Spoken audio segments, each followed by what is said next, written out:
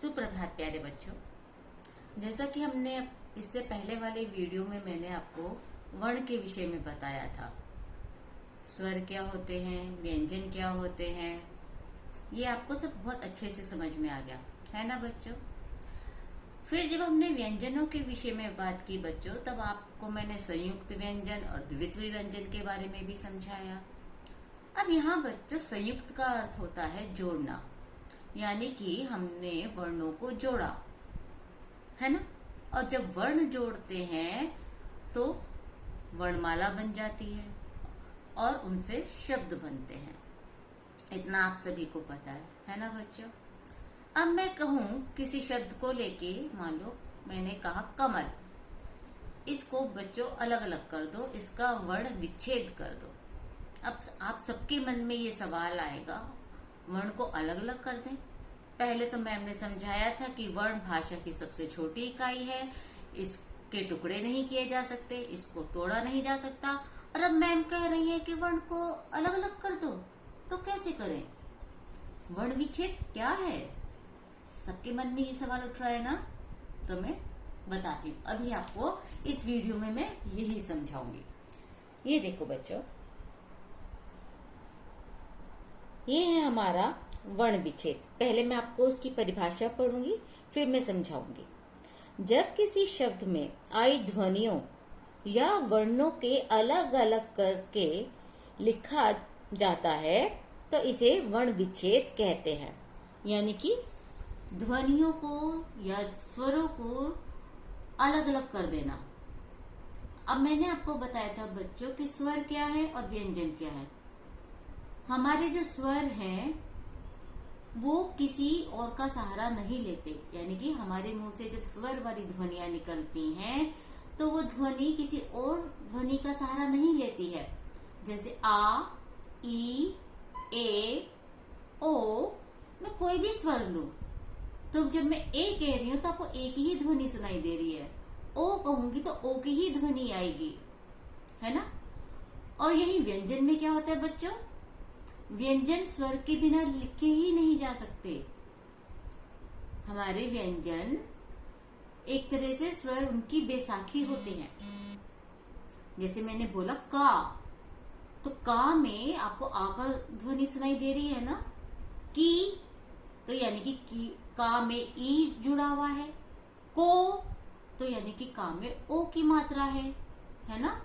यानी कि हम कोई भी व्यंजन लेंगे उसमें स्वर या स्वर की मात्रा तो आएगी ही आएगी। और जो हमारा पहला स्वर होता है आ, छोटा आ, वो तो हर व्यंजन में होता ही है, ठीक है। तो बच्चों, जब मैंने कहा कि वर्णों को संयुक्त कर दो, यानी कि जब हमने वर्णों को जोड़ दिया तो जोड़ने से शब्द बन गए। जैसे हमारा शब्द बना, ये आपके सामने है कोमल। अब इसमें क्या क्या है, कोमल यानी कि का पे ओ की मात्रा, म, ला। अब ये हमारे पास एक शब्द है, मैं कह रही हूं इस शब्द के विच्छेद कर दो। तो हम कैसे करेंगे बच्चों? विच्छेद का मतलब होता है अलग करना, वर्णों को अलग अलग करना, वर्णों को विभाजित करना। मीन्स वर्णों को अलग करने का मतलब है कि जो शब्द है उसमें से स्वर और व्यंजन को अलग अलग कर दो। अब समझ में आया वर्ण विच्छेद का मतलब, है ना। जैसे अब हमारा शब्द है कोमल, तो क जमा ओ जमा मा जमा आ जमा ला जमा आ। अब बच्चों को यानी कि ओ की ध्वनि सुनाई दी तो हमने का में से ओ को अलग कर दिया।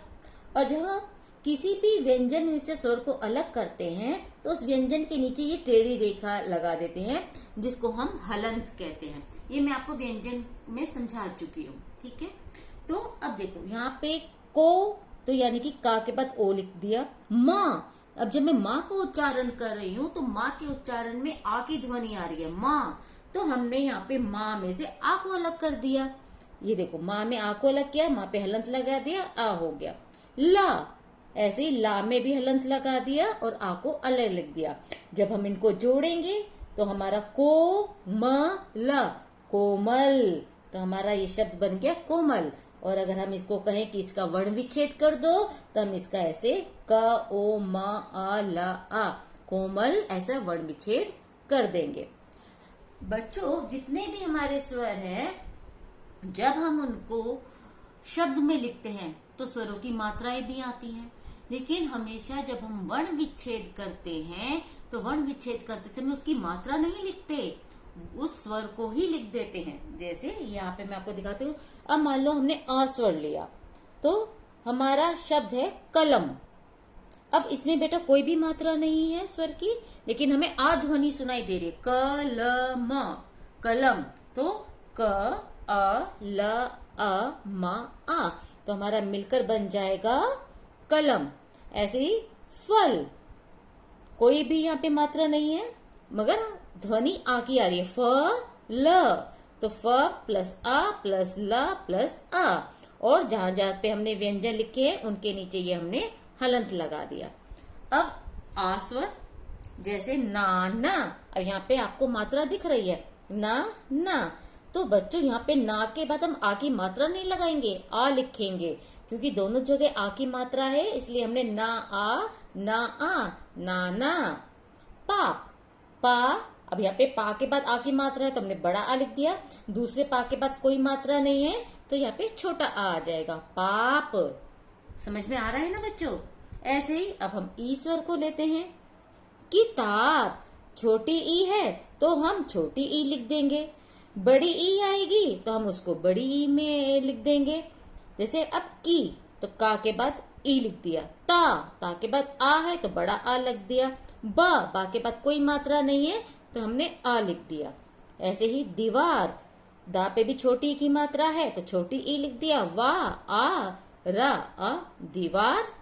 ठीक है, अब बड़ी ई ले लेते हैं। जैसे नदी, अब ना पे कोई मात्रा नहीं है पर आ का स्वर आ रहा है तो हमने ना आ दा ई नदी। तीर, अब ता पे बड़ी ई की मात्रा है तो यहाँ पे हमने ता के बाद बड़ी ई लिख दिया। रा के बाद कोई मात्रा नहीं है तो हमने आ लिख दिया। इस तरह बच्चों हम जितने भी स्वर हैं, उ ए ओ री, हम सबका जो भी शब्द में आती हैं मात्राएं, उन सबका हम वर्ण विच्छेद कर सकते हैं। वर्ण विच्छेद मतलब वर्णों को अलग अलग करना, स्वर को अलग कर देना, व्यंजन को अलग कर देना। तो उम्मीद करती हूँ बच्चों आपको वर्ण विच्छेद बहुत अच्छे से समझ में आ गया होगा। इसी के साथ बच्चों हमारा एक लिंक भी दिया गया है आपको, इसमें आप उस लिंक पे जाके भी वीडियो देख सकते हैं और आप मेरे द्वारा बनाई गई वीडियो भी देख सकते हैं। इसी के साथ बच्चों यहाँ पे आपकी वर्कशीट भी दी गई है, अभ्यास पत्र है आपका, ये भी आपको करना है। ठीक है बच्चों, ये भी बहुत सिंपल है। जैसे भाषा की सबसे छोटी इकाई होते हैं शब्द या वर्ण, आपको पता है, आप लिख देंगे। भारत में सबसे अधिक भाषा बोली जाती है, हिंदी या पंजाबी। व्यंजनों को बोलने के लिए की जरूरत होती है, स्वर की या वर्ण की। फिर है स्वतंत्र रूप से बोले जाने वाले वर्ण हैं, स्वर या व्यंजन। स्वतंत्र का मतलब जिनको किसी की मदद नहीं चाहिए होती, उनको हम स्वतंत्र वर्ण कहते हैं। फिर है बेटा समान ध्वनि वाले दो दो शब्द लिखिए। जैसे बच्चा, तो बच्चा से ही मिलता जुलता दो शब्द लिख देंगे। पत्ता, तो पत्ता से मिलके ये आपके संयुक्त व्यंजन और द्वित्व व्यंजन वाले शब्द हैं बच्चों।